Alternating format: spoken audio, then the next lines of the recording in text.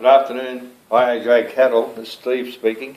Good afternoon, Steve. This is Paul Stevens, Logistics Manager speaking. How are you? Not too bad, Paul. Bloody hot up here in the top end. How are things going with you, mate? I bet it is, Steve. Things are busy here as usual. Tommy has us working very hard. Righto, Paul, what can I do for you today? Steve, I wanted to talk to you about any risk concerns you have in regards to changes in the cattle industry standard and legislation. Well, yeah, Paul, I'm always concerned about animal welfare lobby putting pressure on the government to make our lives that bit harder. We're only just starting to recover from that 2011 fiasco when live exporting was banned to Indonesia. I'll never forget, we had to put down 3,000 of our best livestock because of that ban. That 4 weeks nearly broke us.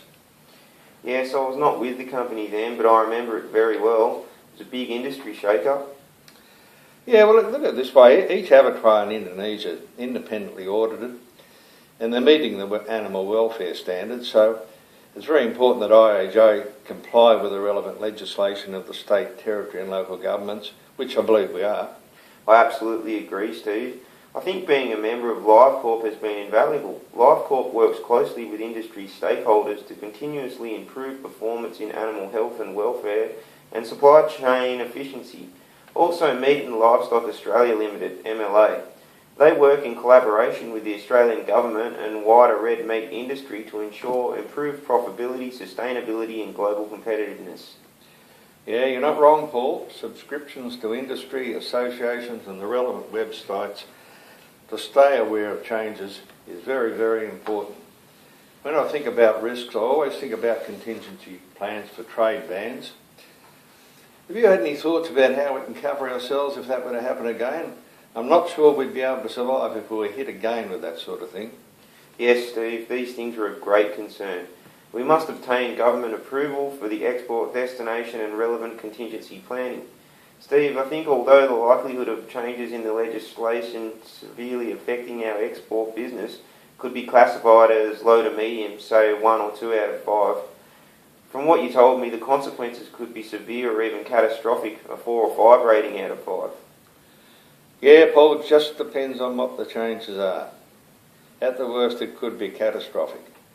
It most probably won't be, but we've got to keep that in mind with any contingency planning.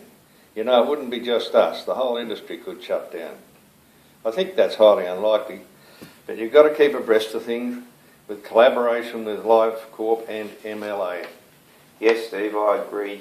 Our industry bodies have their own lobbyists in Canberra looking after the interests of our industry. Well, it's been good talking to you, Paul. Keep me in the picture with any developments on your end. We're doing our best up here to keep our cattle as stress-free as possible. That's great, Steve. Stress is a big factor in our industry. In regards to cattle health, the main causes of livestock death is 47% of a failure to eat due to stress. Yeah, that's true, Paul. We love our cattle up here and we're very proud of our record of sticking to animal welfare standards, and even when we transport them, we get them up to port. Most of our cattle are in very, very good condition and regain their weight quite quickly within the parameters that we've set. Well, Steve, it was nice to talk to you also, and I look forward to seeing you at the next managers' meeting in Sydney. No worries, mate. Goodbye anytime. Bye.